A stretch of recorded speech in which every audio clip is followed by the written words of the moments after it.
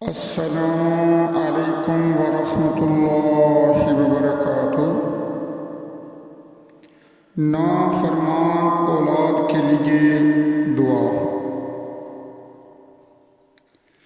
جس شخص کی اولاد نافرمان ہو تو وہ اس دعا کو ہر نماز کے بعد پڑھے، انشاءاللہ اس کی اولاد نیک صالح ہو جائے گی۔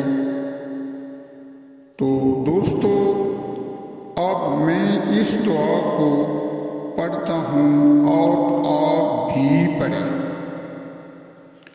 بسم اللہ الرحمن الرحیم۔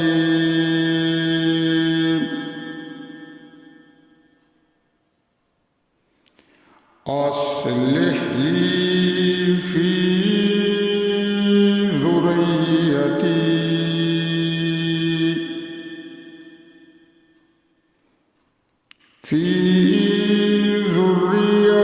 انی تبت الیک وانی من المسلمین۔